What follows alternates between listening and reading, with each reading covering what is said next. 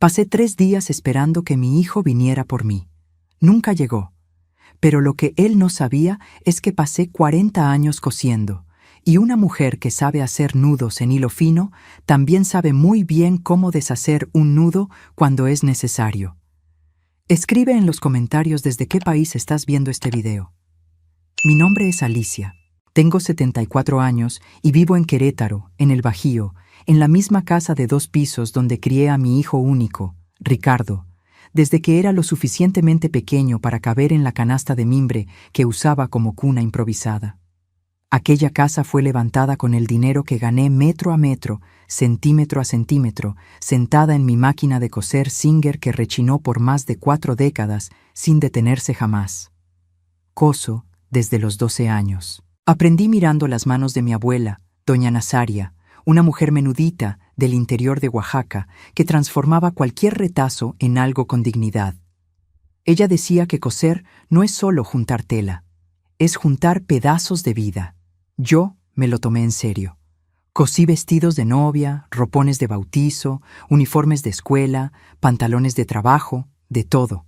Mis manos cargan las marcas de eso. Son manos llenas de callos, con las yemas marcadas por los piquetazos de aguja de tantos años, con venas saltadas como ríos en un mapa antiguo. Fue en una mañana de jueves que todo cambió. Una de esas mañanas que el invierno de Querétaro le receta a uno. Ese frío seco que se mete por la ventana, aunque esté cerrada, que se pega a la ropa, a los huesos, al alma. Me había despertado temprano, como siempre hago, porque después de 70 años el cuerpo de uno ya no acepta quedarse acostado cuando el sol ya va de subida. Me tomé mi café negro, sin azúcar, me comí una pieza de pan con mantequilla y me fui a arreglar la casa. La cocina ya la había barrido. La sala estaba ordenada. Faltaba el baño. Aquel baño pequeño, de azulejo blanco con detalles azules, que elegí allá por los 80, cuando remodelé la casa por primera vez. Agarré mi cubeta, la jerga, el detergente en polvo y el limpiador de pino. Calzaba mi par de chanclas viejas, esas de hule gris que ya tenían la suela tan gastada que parecían más calcetines que calzado. Yo sabía que necesitaba cambiar esas chanclas. Ricardo hasta lo había comentado una vez, unos meses antes, que debía comprarme un par nuevo, pero lo fui dejando, pensando que todavía aguantaban. Uno se pone así cuando envejece. Va posponiendo las cosas pequeñas porque toda la vida priorizamos las cosas grandes de los demás. Estaba tallando el azulejo de la pared cuando el pie se me resbaló. No fue despacio, no fue un resbalón que diera tiempo de sostenerse. Fue instantáneo. El piso tenía espuma de jabón y mi chancla lisa no encontró ningún agarre. Mi cuerpo se fue de lado.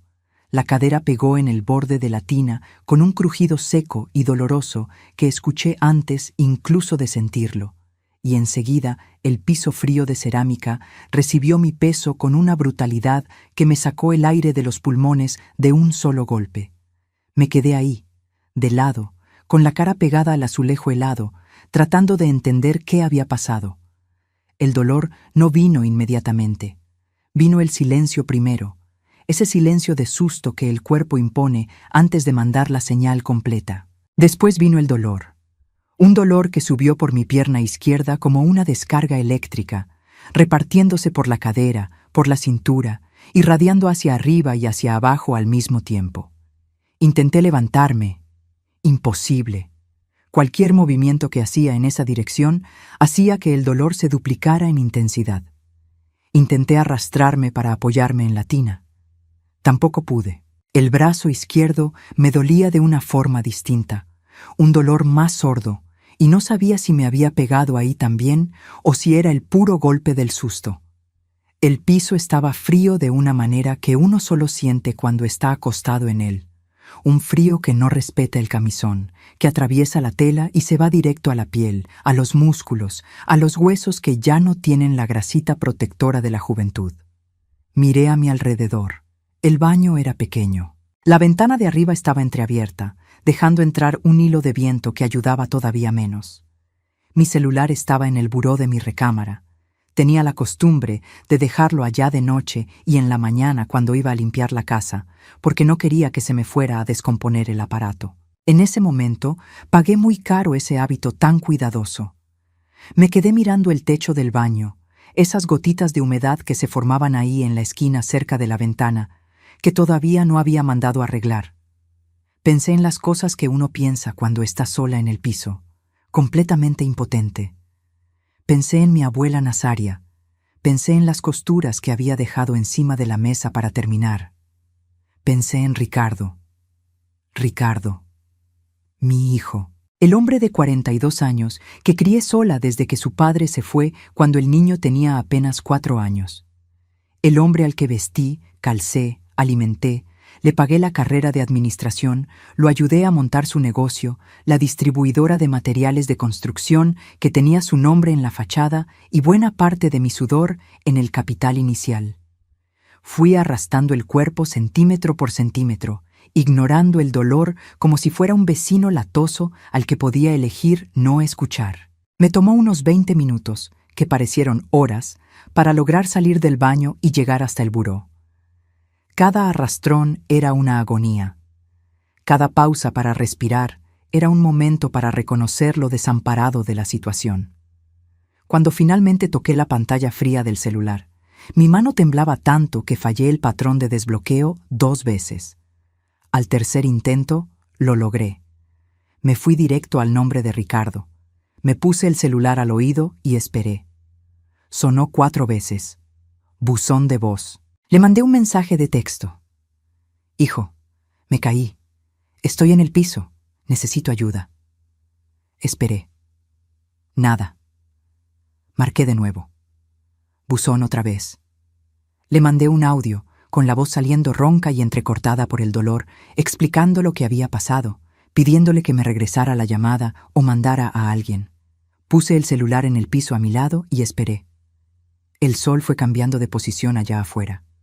Veía la luz entrar por la rendija de la ventana del cuarto e irse desplazando despacio por la pared. El dolor fue aumentando de forma constante, sin prisa, como quien tiene todo el tiempo del mundo para lastimarme. El frío del piso se me fue metiendo en los huesos de una forma que no puedo describir bien para quien nunca se ha quedado acostado en un piso frío sin poder moverse. Es un frío que se va poniendo pesado, que se vuelve parte de tu cuerpo. 3 horas después de la caída, Ricardo me regresó la llamada. Su voz salió del aparato ocupada, apurada, como quien tiene otras cosas en la cabeza. Dijo que estaba en una junta importante con proveedores de fuera del estado. Dijo que no podía salir. Dijo que llamara a la Cruz Roja. Dijo que más tarde checaba cómo seguía. Y colgó. Me quedé mirando la pantalla del celular apagada por un tiempo que no sé cuánto fue. El ruido de la calle allá abajo seguía igual. Algún perro ladrando a lo lejos, un camión pasando. La vida siguiendo adelante sin saber que doña Alicia estaba tirada en el piso de su cuarto, con la pierna que no le obedecía, esperando a un hijo que tenía más cosas importantes que hacer. Llamé a emergencias. Di mi dirección con la voz más firme que pude. Llegaron en 20 minutos. Vinieron 2 muchachos jóvenes, amables, que me trataron con un respeto que yo necesitaba mucho en ese momento. Fractura de cuello de fémur, dijeron. Necesitaría cirugía. En la ambulancia, mirando el techo blanco tambaleándose sobre mí, con el ruido de la sirena cortando el tráfico de Querétaro, no lloré. Todavía no. El llanto vendría después. Pero algo dentro de mí, alguna pieza que se había quedado en su lugar por pura fuerza del hábito y del miedo, empezó a moverse, como una aguja que finalmente encuentra la tela correcta. El hospital público tiene un olor que se queda pegado en la memoria. Alcohol, desinfectante, ese aire levemente metálico que viene de no se sabe dónde. Yo conocía ese olor. Ya me había quedado ahí 2 veces antes, una por neumonía y otra cuando me operaron la rodilla. Pero esta vez era diferente. Esta vez estaba sola, de una manera en la que nunca había estado. Me pusieron en una camilla en el pasillo de ortopedia mientras esperaba mi turno para los rayos X. El pasillo estaba lleno de gente, Camillas, sillas de ruedas, familiares parados contra las paredes esperando noticias. Y yo ahí, sin nadie a mi lado. Una enfermera joven, con el cabello recogido y ojeras profundas, vino a checarme la presión. Preguntó si venía alguien. Le dije que tenía un hijo. Ella anotó el nombre y el teléfono de Ricardo en la ficha y prometió intentar contactarlo por medio de trabajo social si era necesario. Él apareció en el hospital 4 horas después de que ingresé. 4 horas. El tiempo suficiente para que su junta terminara, para que comiera, imagino, y entonces se acordara de que su madre estaba internada. Llegó con esa expresión de quien está cumpliendo con una obligación incómoda, el traje levemente arrugado, el celular en la mano, los ojos ya revisando los mensajes mientras se acercaba a mi camilla. Se quedó 10 minutos. Me dijo que iba a hacer una cirugía sencilla, que iba a estar bien, que él había hablado con un colega del trabajo que había pasado por lo mismo. Preguntó si necesitaba algo. Cuando le dije que tenía frío, miró a su alrededor. No encontró nada para taparme. Dijo que iba a ver qué conseguía y desapareció. No regresó más ese día. Me operaron al día siguiente. Anestesia raquídea, esa que te congela la espalda y te apaga todo de la cintura para abajo. Los doctores eran competentes, el equipo era bueno.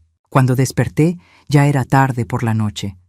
La pierna pesada como plomo. El dolor de un tipo diferente, más profundo, controlado por la morfina pero presente, siempre presente, como un ruido de fondo que no para.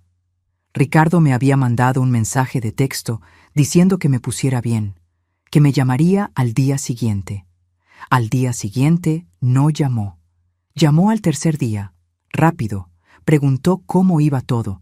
Dijo que estaba ocupado cerrando un contrato grande. Dijo que le había pedido a su secretaria que buscara clínicas de rehabilitación, porque yo necesitaría fisioterapia después del alta y él no tendría forma de cuidarme en la casa.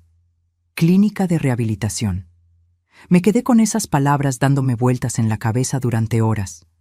Mi madre nunca me mandó a ninguna clínica cuando yo necesité de ella. Mi abuela Nazaria me bajaba la fiebre con un trapo mojado en la frente y se quedaba a mi lado toda la noche. Pero los tiempos cambiaron, y yo también tuve la culpa por criar a un hijo que aprendió que las cosas se resuelven con dinero o contratando a alguien, porque así era como yo resolvía sus problemas desde que era chico. Fui honesta conmigo misma en esos días de hospital. Fue doloroso de una forma que la fractura en el hueso no podía igualar. Me pasé la vida entera resolviéndole todo a Ricardo. Cuando reprobaba en la escuela, yo iba a hablar con la maestra. Cuando se peleó en su primer trabajo y se salió azotando la puerta, yo fui tras el patrón a pedir disculpas. Cuando su matrimonio se desmoronó, fui yo la que limpió el desorden, la que hizo la mudanza, la que le pagó al abogado. Nunca dejé que aprendiera a cargar su propio peso, porque pensaba que el amor de madre era justamente eso, cargar por él. En la quinta noche de internamiento, cuando el pasillo del hospital ya estaba más quieto y las luces estaban bajas por la madrugada, le pedí a una auxiliar de enfermería que me trajera papel y pluma. Me los trajo sin preguntar por qué. Apoyé el papel en la tablita que les dejan a los pacientes para escribir o comer, y empecé a pensar. No escribí todavía. Solo pensé.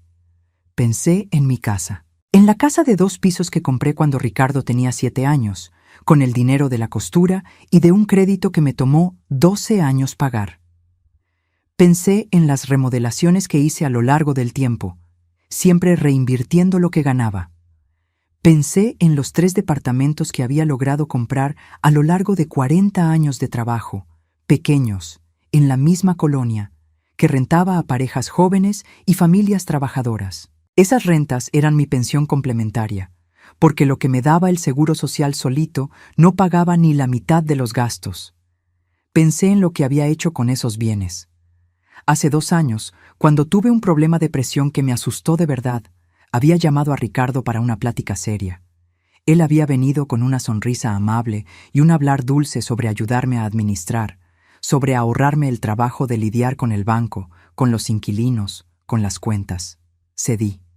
Le di un poder. Puse la cuenta de las rentas a nombre de los dos. Hasta firmé unos papeles que él dijo que eran para facilitar lo del testamento en el futuro. Le había entregado el control de todo aquello que construí sola a un hombre que no pudo encontrar ni una sábana para mí en un pasillo de hospital. En la mañana del 6º día, antes incluso de que el desayuno llegara en las charolas de aluminio, yo ya sabía lo que tenía que hacer.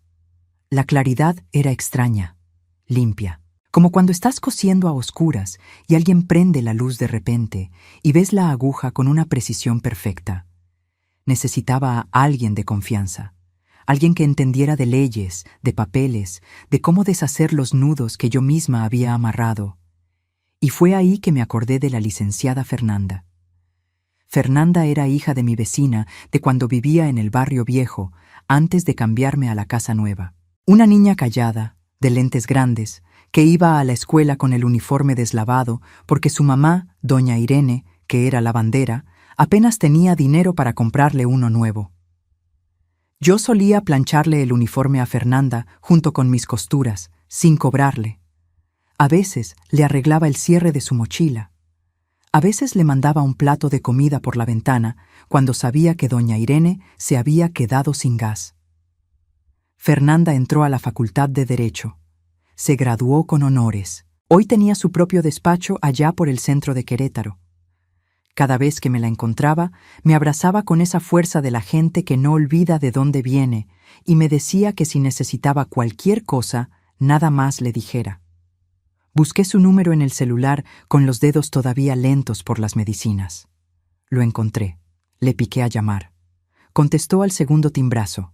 La voz de Fernanda en el teléfono me dio un calorcito que ninguna manta lograría. No esperó a que terminara de explicarle todo. A la mitad de lo que le decía, ya me estaba diciendo que iba a reorganizar su agenda, que llegaría al hospital esa misma mañana. Y llegó. De traje sastre azul marino, cabello recogido, cargando un portafolio y un café con leche en un termo que me tendió antes incluso de saludarme. «Doña Alicia, usted necesita un café de verdad, no de ese de calcetín que dan aquí». Casi lloro ahí mismo, no por el café, sino por la gentileza sencilla, por el gesto de quien piensa en el otro de verdad. Nos sentamos, me escuchó todo, y cuando terminé de contarle, se quedó callada un momento, mirando al piso, y luego me miró con una seriedad profesional que me dio seguridad. «Doña Alicia, todo lo que me describió es reversible. Los poderes se revocan, las cuentas conjuntas se bloquean. La ley la protege a usted». Me explicó con paciencia y claridad. El poder que yo había firmado le daba a Ricardo facultades administrativas, pero no le transfería la propiedad de los bienes. Eso significaba que los departamentos seguían siendo míos. El dinero de las rentas que se había ido a la cuenta conjunta podía ser bloqueado mientras se resolvía el asunto. La revocación del poder podía hacerse inmediatamente. Bastaba mi firma en un documento que ella misma redactaría. Firmé ese mismo día, apoyando el papel en la tablita del hospital, con la letra un poco temblorosa, pero firme en los trazos. Cada firma era un tijeretazo a un hilo que yo misma me había amarrado al cuello. Fernanda salió con los papeles y yo me quedé mirando la ventana del hospital, viendo el cielo de Querétaro aclararse con la mañana avanzando. El pecho me pesaba de una forma distinta ahora. Ya no era el peso del desamparo, era el peso de una decisión que yo sabía que lo iba a cambiar todo. Ricardo apareció ese mismo día, más tarde, después de la comida. Entró al cuarto con esa expresión de obligación cumplida que yo ya conocía bien. Se sentó en la silla de plástico, se guardó el celular en el bolsillo por un instante, como si estuviera haciendo un esfuerzo por ponerme atención. Preguntó cómo iba el dolor.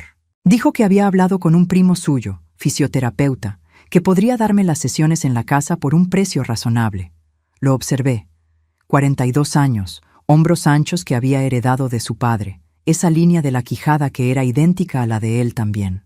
Pero los ojos eran míos, solo los ojos. Y en ese momento, mirando esos ojos que eran míos, sentí el dolor más extraño de mi vida. Un dolor que no tenía nada que ver con el fémur fracturado. Yo entendía de dónde había venido todo aquello. No nací sabiéndolo, Pero en ese pasillo de hospital, en esas noches sin sueño, lo fui entendiendo. Yo hice de Ricardo un hombre que no sabía cuidar, porque nunca lo necesitó. Cada vez que se iba a caer, yo aparecía abajo para amortiguar el golpe. Cada vez que el mundo le iba a cobrar, yo pagaba antes. No crié a un hijo. Crié una extensión de mí misma que nunca desarrolló sus propios callos, porque mis manos siempre estaban ahí para protegerlo. Eso no justificaba lo que hizo. No justificaba los 3 días de silencio mientras yo estaba en el piso. No justificaba que una junta de proveedores fuera más urgente que su madre con la cadera fracturada. Pero me ayudaba a entender. Y entender no era perdonar, pero era el principio para dejar de engañarme. Me quedé callada mientras él hablaba. Le di respuestas cortas. Fingí estar más cansada de lo que estaba. Cuando se fue, otra vez con el celular en la mano antes de llegar a la puerta, cerré los ojos y saqué la cuenta del daño. Fernanda me llamó en la noche para confirmarme que los documentos ya estaban ingresados. La revocación del poder estaba en trámite. En 48 horas, Ricardo ya no tendría poder sobre nada que fuera mío. El dinero de las rentas que estaba en la cuenta conjunta estaba bloqueado temporalmente hasta que yo abriera una cuenta nueva solo a mi nombre. Él todavía no sabía nada. Y le pedí a Fernanda que así se quedara hasta que todo estuviera completamente resuelto. Ella aceptó con una sonrisa que escuché hasta por el teléfono. Trato hecho, doña Alicia. Usted actúa como toda una estratega. Pensé en mi abuela Nazaria, que cortaba la tela con una precisión que parecía brutal, pero que solo era necesaria. No se cose una prenda con dudas. Cortas donde tienes que cortar, sin que te tiemble la mano a la mitad. Me dieron el alta al 11º día. Fernanda había contratado, con mi dinero rescatado de la cuenta bloqueada, a una cuidadora llamada Lupita. Una mujer de unos 50 y tantos años, cabello entrecano recogido en un chongo bajo, manos fuertes de quien ha trabajado mucho, una forma de hablar directa que aprecié de inmediato. Me recogió en el hospital con una camioneta adaptada y me llevó a la casa con una competencia tranquila que me dio paz. Entrar a mi casa en silla de ruedas fue un golpe al orgullo que tuve que tragarme. Esas escaleras que subía y bajaba decenas de veces al día, de repente eran obstáculos inmensos. Lupita y el chofer me ayudaron a subir con cuidado y yo fui mirando cada pared, cada rincón de esa casa que era mía, construida con mis manos en el sentido más literal posible. Mi máquina de coser Singer estaba en la sala, sobre la mesa larga que mandé hacer a propósito para ella. Estaba tapada con un mantel de crochet azul que la abuela Nazaria me había hecho antes de morir. La miré y sentí un nudo. No sabía cuándo podría sentarme otra vez en esa silla, agachar la cabeza sobre la tela, ensartar el hilo en la aguja. Lupita me arregló el cuarto de la planta baja, porque subir escaleras estaba fuera de discusión. El cuarto que era de Ricardo cuando era niño. Tenía un olor diferente ahora, a tiempo detenido, a pasado. Puso las medicinas en la mesita, llenó un termo con té de manzanilla, abrió un poco la ventana para que entrara aire fresco. Ricardo apareció esa misma tarde. Supe que Fernanda le había mandado una copia de la revocación del poder a la dirección de su distribuidora. Llegó con una expresión que nunca le había visto a mi hijo, una mezcla de susto y ofensa, como quien ha sido despertado de un sueño bonito de forma brusca. Se quedó parado en la puerta de su antiguo cuarto, mirándome en la cama, mirando a Lupita que acomodaba las cosas en el ropero. Preguntó quién era ella. Le dije que era mi cuidadora. Quiso saber quién la había contratado. Le dije que una amiga me había ayudado. Se quedó callado un momento. Sus ojos recorrieron el cuarto y entonces preguntó, con la voz un poco más baja, si yo había recibido un papel de un abogado. Le dije que sí. El silencio que se instaló después de eso fue diferente a todos los silencios que había vivido con él. No era el silencio de cuando era adolescente y se enojaba conmigo. No era el silencio del distanciamiento natural de un hijo adulto. Era el silencio de quien está calculando, dándose cuenta de las dimensiones de algo que no se esperaba. Dijo que teníamos que hablar. Le dije que sí, que iba a ser necesario, pero que en ese momento estaba cansada y con dolor y que la plática podía esperar. Se fue sin insistir. Por la ventana del cuarto, lo vi subirse a su coche de lujo, quedarse parado unos minutos mirando el parabrisas y después arrancar. Lupita me trajo caldo. Me lo comí despacio, saboreando la sal en su punto, el olor del cilantro. Me acordé de cuando le hacía caldo a Ricardo cuando se enfermaba. Le pasaba la mano por la frente para ver si tenía fiebre. Me quedaba sentada en la orilla de la cama hasta que se durmiera. Esos recuerdos no dolían exactamente. Eran como costuras viejas que uno mira y reconoce la puntada. Sabe que las hizo con cariño, pero sabe también que la tela cambió. Esa noche, acostada en el cuarto viejo de mi hijo, escribí en el papel que Fernanda me había dejado. No era una carta, era más bien una lista de las cosas que necesitaba hacer cuando tuviera la fuerza suficiente. Cosas prácticas: abrir la cuenta nueva, revisar los contratos de renta, hablar con los inquilinos. Y una cosa que no era práctica, pero sí necesaria: volver a aprender a existir para mí misma. La plática con Ricardo fue a los 15 días de que regresé a la casa. Él lo había intentado antes, llamó 3 veces, mandó mensajes. Le pedí que esperara. Necesitaba estar de pie, metafóricamente hablando, antes de sentarme frente a él. Cuando llegó, Lupita estaba en la cocina. Yo estaba sentada en el sillón de la sala, con la pierna estirada en el apoyo que ella había adaptado con almohadas. La Singer estaba ahí, tapada con el mantel de crochet. El sol de la tarde entraba por la ventana en ángulo, esa luz dorada de invierno que hace que todo se vea más nítido de lo que es. Se sentó en el sofá. Me miró. Durante los primeros minutos ninguno de los dos habló, y después dijo que entendía que yo me hubiera enojado, que sabía que debió haber ido más rápido el día que me caí, que las cosas se habían complicado con los proveedores y que lo sentía mucho. Lo sentía. La palabra cayó en el aire como un botón de una prenda que se suelta y rueda por el piso. Lo buscas, lo encuentras, pero te das cuenta de que la camisa ya se ve diferente sin él. No grité, no lloré. Hablé con la voz de quien se pasó 40 años midiendo punto por punto sin equivocarse. Hablé del día que me caí, del piso frío, de las horas sola, de la ambulancia, de las noches en el hospital, y de cómo, en esas noches, mientras él dormía en la cama cómoda de la casa que yo no necesité ayudar a construir, me fui dando cuenta de las cosas con una claridad que el dolor a veces trae, cuando uno no tiene cómo huir de él. Ricardo, le dije, tú no eres un hombre malo, eres un hombre que nunca necesitó ser fuerte, porque yo siempre fui fuerte por ti. Eso fue culpa mía tanto como tuya, pero no puedo arreglar el pasado. Solo puedo cambiar lo que viene después. Se quedó mirando sus propias manos mientras yo hablaba. Esas manos que no tenían callos. Le dije que el poder estaba revocado y que no sería renovado. Que las rentas volverían a mi cuenta exclusiva. Que Fernanda sería mi representante legal de ahí en adelante. Que la casa era mía y así seguiría siendo.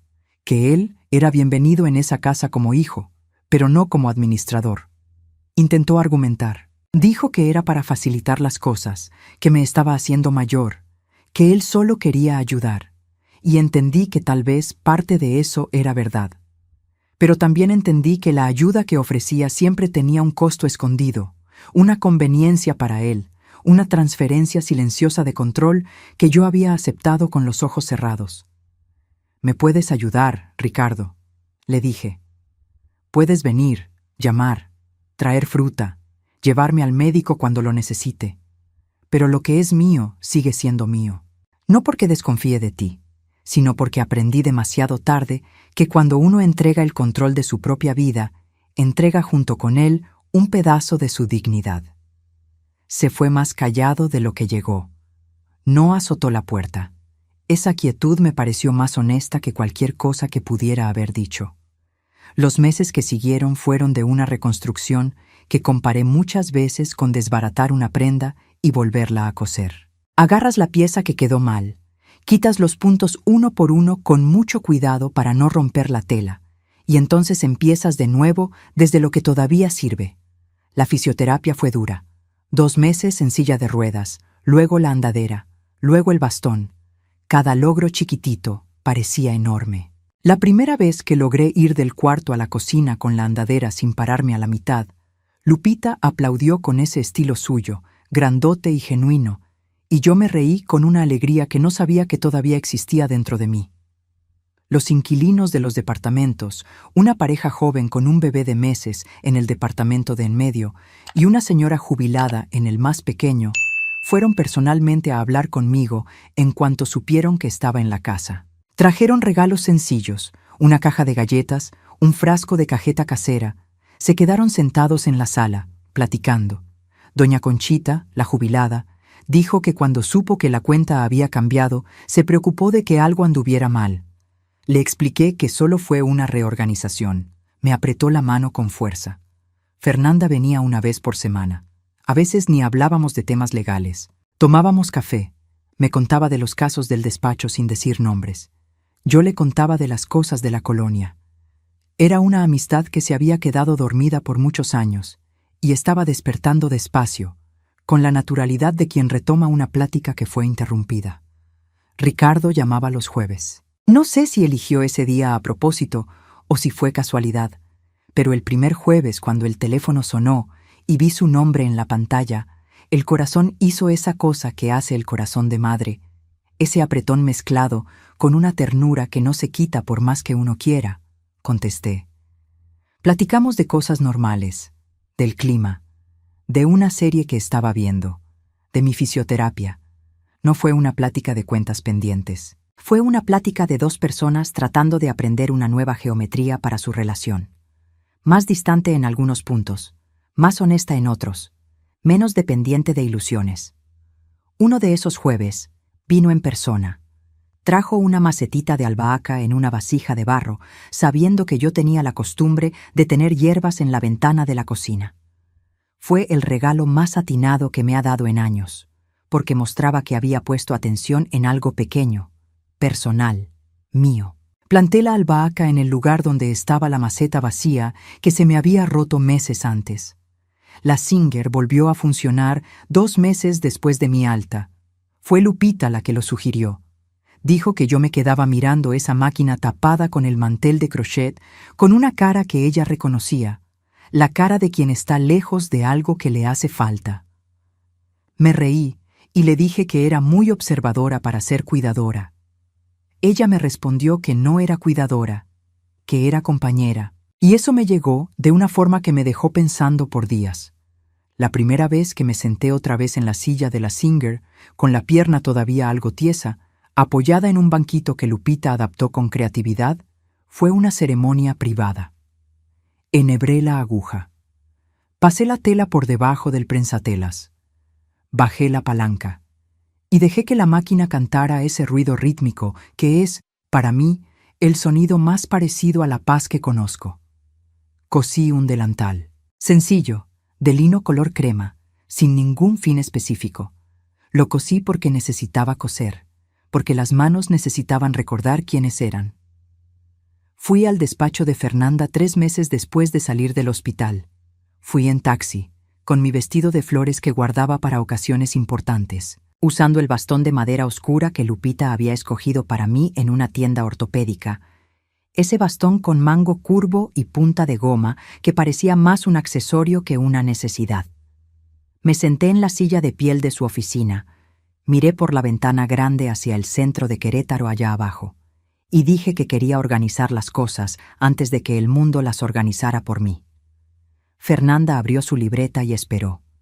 Quiero hacer un testamento, le dije, y quiero hacerlo con calma, pensando en cada detalle. La ley garantiza la mitad del patrimonio para el heredero directo. Ricardo recibe la mitad, dijo ella. Lo que es de ley, es de ley. Estuve de acuerdo. Pero quiero que haya una cláusula que diga que la casa donde vivo no se puede vender por 10 años después de que yo me vaya. Si él quiere vivir aquí, que viva. Si la quiere rentar, que la rente. Pero no va a despilfarrar el techo que yo levanté para comprarse un coche nuevo. Fernanda anotó sin parpadear. ¿Y lo demás? Lo demás lo había pensado mucho. Durante las noches de fisioterapia cuando el dolor no me dejaba dormir. Durante las mañanas barriendo el patio con el bastón de un lado. durante las tardes cosiendo al ritmo lento que mi pierna todavía me pedía.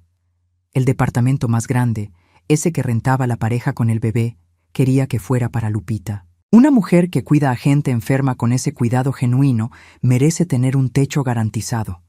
No era caridad, era justicia. El departamento más chico y el dinero ahorrado que no pertenecía a la mitad legal de Ricardo quería que fuera administrado por Fernanda, no para ella, sino por ella, como administradora. Y el rendimiento de ese dinero, cada mes, debería ir para algo específico. Quería que fuera para la escuela primaria estatal, donde los hijos de doña Conchita, mi inquilina jubilada, habían estudiado. Una escuela pública de barrio que yo sabía que siempre andaba corta de material. Quería que el dinero se usara para comprar útiles escolares, uniformes, zapatos resistentes para los niños que llegaban a la escuela descalzos o con chanclas rotas. Los niños que iban a la escuela con la panza vacía. Los niños que si yo hubiera visto en mi época de cocinera escolar, les habría llenado el plato sin cobrarles nada. Fernanda dejó de escribir. Me miró por encima de sus lentes con una expresión que no era solo profesional. Había algo personal ahí, la mirada de quien fue uno de esos niños algún día. Doña Alicia, usted sabe que ese dinero podría darle una vida muy cómoda los próximos años. Ya tengo una vida cómoda, Fernanda. Tengo mi máquina Singer, tengo mi casa, tengo a Lupita, tengo las plantas en la ventana, te tengo a ti tomando café conmigo los viernes, tengo lo que se necesita. Lo que sobra, que sirva para los que todavía están construyendo. Firmó los papeles junto conmigo. Yo firmo como testigo y como administradora designada, dijo. Y como la niña del uniforme que usted arregló en su máquina por tantos años, añadió bajito, apretando la pluma entre sus dedos. No lloré, pero fue por muy poquito. Regresé a la casa con el sol de la tarde pegando en las banquetas de Querétaro, mirando por la ventana del taxi la ciudad que conocía tan bien. Esas calles por donde había caminado cargando cajas de costura, tela comprada de mayoreo, pedidos por entregar. Esa ciudad que me había dado trabajo, un hijo, casa, dolor y aprendizaje en dosis generosas a lo largo de 74 años. Sentí que algo se había acomodado en su lugar por primera vez en mucho tiempo. Hoy han pasado casi 2 años desde aquella mañana de jueves cuando me resbalé en el baño. El fémur pegó, la pierna funciona. Todavía uso el bastón en días de lluvia, cuando la articulación se pone más tiesa, pero los demás días ando por la casa sin él, con más atención al piso, con un respeto por mi propio cuerpo que debía haber tenido mucho antes. Compré un tapete antiderrapante para el baño. Compré chanclas nuevas con suela de goma. Son cosas pequeñas, prácticas, que debí haber hecho antes de caerme. Uno aprende a veces por exceso, a veces por falta, raramente en el momento justo, pero aprende. Lupita vive conmigo todavía, ya no como cuidadora contratada, sino como inquilina del cuartito del fondo que estaba vacío, pagando una renta simbólica y compartiendo la cocina cuando quiere. Cenamos juntas casi todas las noches, escuchando el radio. A ella le gusta la música ranchera de antes. Yo prefiero a los solistas de los 70. Negociamos un turno y nos funciona bien. La Singer trabaja todos los días. Empecé a agarrar pedidos otra vez, más chicos, más selectos, solo lo que me da gusto hacer. Hago ropa de niño porque es rápido y colorido, y me alegra. Le hago arreglos de ropa a las vecinas. A veces hago un delantal que no tiene destino, solo para que las manos trabajen y la mente descanse. Ricardo viene los jueves, casi siempre. A veces trae a su hijo pequeño, de una relación que no funcionó, pero que dejó a un niño de 4 años llamado Diego, que tiene los ojos igualitos a su bisabuelo. Cuando Diego llega a mi casa, corre hacia la Singer y se queda mirando el prensatelas subir y bajar como si fuera el mecanismo más fascinante del mundo. Yo lo dejo. Le explico cómo funciona. Le enseño cómo se pone el hilo. Tal vez un día aprenda lo que yo aprendí a los 12 años, que coser no es solo juntar tela. Ricardo y yo nunca tuvimos una gran escena de reconciliación. No nos sentamos en un sofá con ese tipo de plática de final de película, con abrazos y lágrimas y todo resuelto. No fue así. Fue más parecido a aprender a caminar después de la fractura, un paso a la vez, con cuidado, con atención para no forzar lo que todavía está frágil. Hay una distancia entre nosotros que nunca existió antes, y tardé en entender que esa distancia no es un defecto. Es una medida honesta de dónde está cada uno. Me respeta de una forma diferente ahora. No sé decir si es admiración o culpa o las dos mezcladas, pero hay algo en la forma en que me mira que cambió, como quien descubrió que la persona que creía conocer de memoria tenía una profundidad que nunca se dio el trabajo de explorar. Fernanda se toma el café conmigo cada viernes. Doña Conchita, mi inquilina, trae pan dulce cuando es día de lluvia, que es exactamente cuando uno más quiere un pan con café. La pareja del departamento grande tuvo otra hija, una niña a la que llamaron Alicia, y cuando me dijeron el nombre de la niña, tuve que fingir que era la alergia para justificar que se me aguadaron los ojos. Hay días en que la pierna duele más. Hay días en que el silencio de la casa se siente un poquito pesado. Hay días en que miro la máquina Singer y pienso en todas las costuras que todavía quiero hacer y que tal vez el tiempo no me deje. La vejez no es serena, no es ese retiro tranquilo que uno se imagina cuando es joven. Es una negociación constante con el cuerpo, con la memoria, con los arrepentimientos y con las alegrías. Pero lo que sé, con la certeza de quien aprendió por el dolor de la forma más concreta posible, es que la dignidad no es algo que uno gana cuando es joven y mantiene automáticamente para siempre. La dignidad es una elección que uno hace todos los días. Es decidir que tu sudor te pertenece a ti, que tu techo es tuyo, que tu amor no es una cuenta de banco donde cualquiera puede retirar. Me pasé 40 años cosiendo para los demás, para mi hijo, para los clientes, para los vecinos. Cosí hasta la última fibra de energía que tenía, pensando que eso era lo que el amor exigía. Y tal vez lo exija en algunos momentos. Pero lo que no entendía es que junto con la costura para el otro, uno necesita guardar hilo y aguja para remendarse a sí misma cuando se rompe. Yo me rompí. Fui a dar al piso frío de un baño de invierno, con un fémur quebrado y un corazón todavía más partido por el abandono de quien menos esperaba. Pero me levanté. No de un solo golpe, no rápido, no sin dolor. Me levanté como uno siempre se levanta cuando de verdad lo necesita, centímetro por centímetro, apoyada en las personas correctas, guiada por una claridad que el dolor a veces tiene el don de traer. Soy Alicia, tengo 74 años y vivo en Querétaro, en una casa que construí con las manos llenas de callos y punto por punto. Tengo una máquina Singer que canta todos los días. Tengo una amiga que trae café cada viernes. Tengo una compañera que se volvió familia. Tengo un nieto postizo que cree que el prensatelas de la Singer es mágico. Y tengo la certeza, bordada con hilo firme en la tela de mi experiencia, que una mujer que sobrevivió 40 años con la aguja en la punta del dedo no se cae y se queda ahí. Ella se levanta y cose mejor que antes. Si esta historia tocó tu corazón, suscríbete al canal para no perderte ningún relato como este. Deja tu like. Ayuda mucho más de lo que te imaginas. Cuéntame en los comentarios qué sentiste, qué te hizo recordar esta historia. Y si conoces a alguien que necesitaba escuchar esto hoy, compártelo con esa persona ahora mismo. Considera hacerte miembro del canal.